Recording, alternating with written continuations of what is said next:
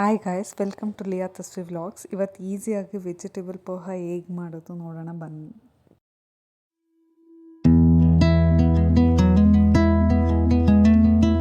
ಇಲ್ಲಿ ನಾನು ಒಂದು ಮೀಡಿಯಮ್ ಸೈಜ್ ಟೊಮೆಟೊ, ಒಂದು ಮೀಡಿಯಮ್ ಸೈಜ್ದು ಈರುಳ್ಳಿ, 2 ಕ್ಯಾರೆಟು, ಒಂದು ಸ್ವಲ್ಪ ಬೀನ್ಸು, 2 ಕಡ್ಡಿ ಕರಿಬೇವು, ರೆಡ್ ಚಿಲ್ಲಿ, ಗ್ರೀನ್ ಚಿಲ್ಲಿ ಎಲ್ಲ ಕಟ್ ಮಾಡಿಕೊಂಡು ಈ ಸೈಜಲ್ಲಿ ಇಟ್ಕೊಂಡಿದ್ದೀನಿ. ಪೋಹನೂ ಅಷ್ಟೇ ಇಲ್ಲಿ ತೊಳೆದು ನಾನು ನೆನೆಸ್ಕೊಂಡಿದ್ದೀನಿ, ಅಂದರೆ ನೀರು ಸೋರಾಕಿದ್ದೀನಿ.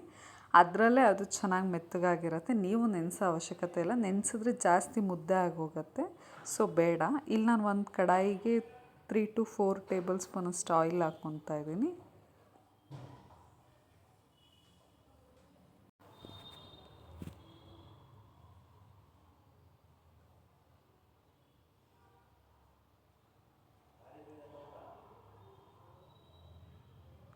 ಆಯಿಲ್ ಕಾದಾದಮೇಲೆ ಲೋ ಫ್ಲೇಮ್ ಮಾಡಿಕೊಂಡು ಇಲ್ಲಿ ನಾನು ಸಾಸಿವೆ ಆ್ಯಡ್ ಮಾಡ್ಕೊತಾ ಇದ್ದೀನಿ, ಕಡಲೆಬೀಜ, ಉದ್ದಿನಬೇಳೆ, ಕಡಲೆಬೇಳೆ ಇಷ್ಟೂ ಒಗ್ಗರಣೆಗೆ ಹಾಕ್ಕೊತಾ ಇದ್ದೀನಿ. ನೀವು ಅಷ್ಟೇ ಒಗ್ಗರಣೆ ಮಾಡಬೇಕಾದ್ರೆ ಆದಷ್ಟು ಲೋ ಫ್ಲೇಮ್ ಇಟ್ಕೊಂಡು ಚೆನ್ನಾಗಿ ಫ್ರೈ ಮಾಡಿ. ಮೆತ್ತಗಿದ್ರೆ ಟೇಸ್ಟ್ ಇರೋಲ್ಲ, ಸೊ 80 to 90% ರೋಸ್ಟ್ ಆಗೋವರೆಗೂ ಚೆನ್ನಾಗಿ ಫ್ರೈ ಮಾಡ್ಕೊಳ್ಳಿ. ಇಷ್ಟನ್ನು ಕಲರ್ ಚೇಂಜ್ ಆಗೋವರೆಗೂ.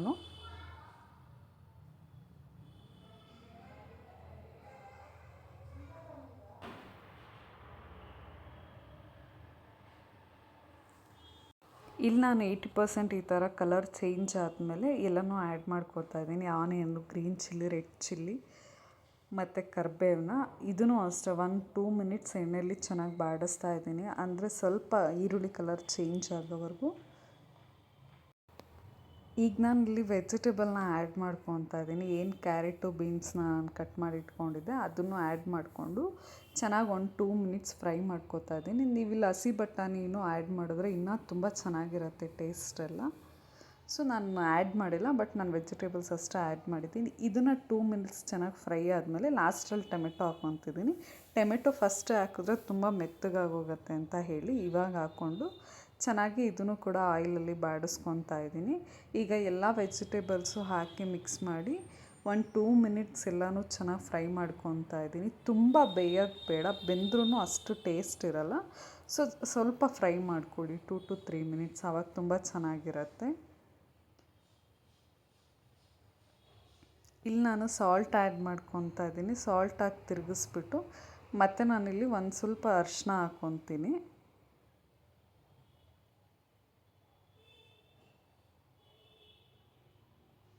ಈಗೆಲ್ಲ ಆಲ್ಮೋಸ್ಟ್ 90% ರೆಡಿ ಆಯಿತು. ಇವಾಗ ಮಿಕ್ಸರೆಲ್ಲ ಹಿಂಗೆ ಕಾಣಿಸ್ತದೆ, ನೀವೇ ನೋಡಿ.